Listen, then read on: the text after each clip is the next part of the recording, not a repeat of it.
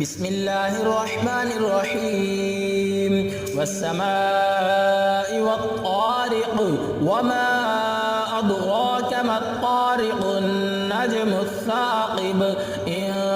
كل نفس لما عليها حافظ فلينظر الإنسان مما خلق من ماء